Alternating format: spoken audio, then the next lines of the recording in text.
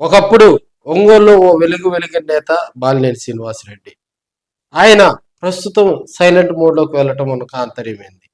2024లో ఒక్క ఓటమే ఆయన కలిచివేసిందా? ఆ ఒక్క ఓటమే ఆయన రాజకీయ భవిష్యత్తును ప్రశ్నార్థకంగా మార్చిందా అనేది కూడా కలవరం రేపుతుందని తెలియజేసుకోవచ్చు. బాలినేని 2024 ఓటమి తర్వాత జనసేన పార్టీలోకి వెళ్ళటం, ప్రస్తుతం ఆయన జనసేన పార్టీలో కొనసాగుతున్న వేళ దాదాపుగా సంవత్సరం అయిన తర్వాత కూడా జనసేన పార్టీలో బాలినేని శ్రీనివాసరెడ్డికి నామినేటెడ్ పోస్ట్ కానీ పార్టీలో ఎలాంటి పదవి కూడా రాకపోవటం ఆశ్చర్యం కలిగిస్తుందని కూడా తెలియజేసుకోవచ్చు.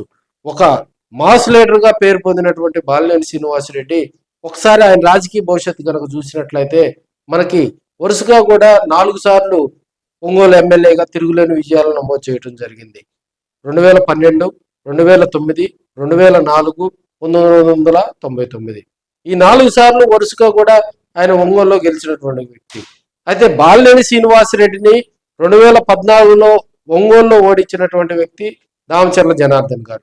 2019లో మళ్ళీ బాలినేని శ్రీనివాసరెడ్డి గెలుపొందడం జరిగింది జనార్దన్ గారి మీద. అదేవిధంగా 2024కు వచ్చేసరికి మళ్ళీ దామచర్ల జనార్దన్ గారు ఎమ్మెల్యేగా గెలిచారు. భారీ మెజార్టీ తోటి కూడా గెలుపొందడం జరిగింది. సో ఓవరాల్ గా కూడా ఆయనను 2 సార్లు ఒంగోలు గడ్డపై ఓడించినటువంటి వ్యక్తిగా కూడా దామచర్ల జనార్దన్ కు ఒక రికార్డే వచ్చిందని కూడా మనం తెలియజేసుకోవచ్చు. ఒక్క దామచర్ల జనార్దన్ తప్పితే మరి బాలినేని శ్రీనివాసరెడ్డిని ఒంగోలులో ఢీకొనేటువంటి లీడరు రాడు లేడనేది కూడా కొంత టాక్ అయితే వినిపించినటువంటి సందర్భం. ఆ ఒక్క ఓటమే 2024లో జరిగిన ఒక్క ఓటమే బాలినేని శ్రీనివాసరెడ్డిని కలిసివేసిందా?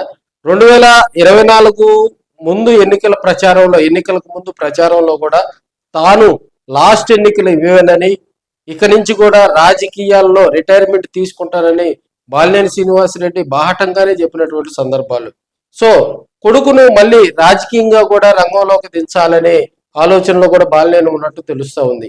జనసేన పార్టీ తరపు నుంచి కూడా బాలినేని ప్రణీత్ రెడ్డిని రాబోయే రోజుల్లో రాజకీయంగా కొంత బ్యాక్గ్రౌండ్ నుండి రాజకీయంగా కూడా ప్రణీత్ రెడ్డిని ముందుకు తీసుకురావడానికి కూడా తెర వెనుక ప్రయత్నాలు జరుగుతున్నాయని కూడా చెప్పుకోవచ్చు. బాలినేని శ్రీనివాసరెడ్డికి గతంలోనే మరి పవన్ కళ్యాణ్ గారు కూడా ఒక నామినేటెడ్ పదవి కానీ లేదంటే పార్టీలో ఒక క్రియాశీలకమైనటువంటి పదవి ఇస్తామని చెప్పినట్టుగా కూడా సమాచారం తెలుస్తుంది. బాలినేని శ్రీనివాసరెడ్డికి జనసేన పార్టీలో ఒక మంచి పార్టీ పదవి ఇవ్వాలని కూడా పవన్ కళ్యాణ్ గారు సంకల్పించినట్టు తెలుస్తూ ఉంది.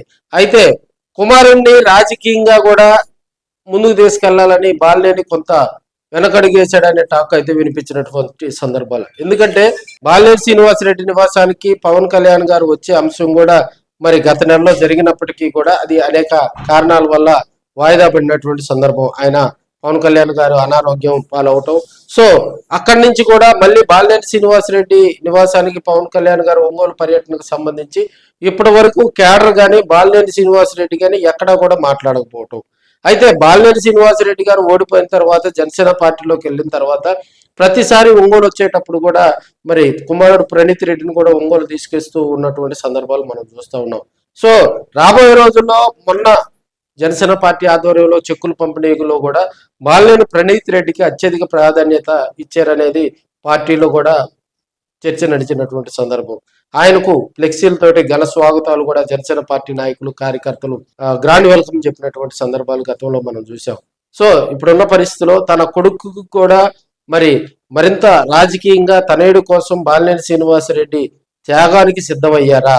రాబోయే రోజుల్లో బాలినేని శ్రీనివాసరెడ్డి తన కుమారుడిని రాజకీయంగా బలోపేతం చేస్తూ రాజకీయంగా ముందుకు తీసుకెళ్లేందుకే కొంత స్లో అవుతున్నారనేది తెర వెనుక జరుగుతున్నటువంటి చర్చ.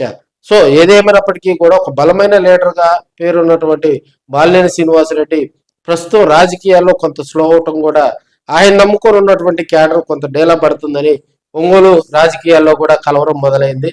సో రాబోయే రోజుల్లో కూడా బాలినేని శ్రీనివాసరెడ్డి మళ్ళీ పవన్ కళ్యాణ్ గారిని ఒంగోలు తీసుకొచ్చి రాజకీయంగా కూడా బలోపేతం అవుతారని కొంత టాక్ అయితే మరి వారి క్యాడర్ అయితే బాహటంగానే చెబుతున్నటువంటి సందర్భాలు. ఇప్పుడున్న పరిస్థితుల్లో కూడా బాలినేని శ్రీనివాసరెడ్డి రాజకీయ భవిష్యత్తు ఎటువైపు నుంచి మళ్ళీ కొత్తగా కూడా పాలిటిక్స్ స్టార్ట్ చేస్తాడనేది కూడా ఇప్పటి వరకు దానిపై ఎలాంటి సమాలోచనలు కానీ ఎలాంటి ప్రకటన కూడా రాకపోవటం కొంత ఆ క్యాడర్ అయితే కొంత ఆయన నమ్ముకొని ఉన్నటువంటి క్యాడర్, అదేవిధంగా 2024లో ఆయన కోసం పనిచేసినటువంటి వాళ్ళు కూడా కొంత బాలినేని కోసం వెయిట్ చేస్తున్నారని తెలుసుకోవచ్చు.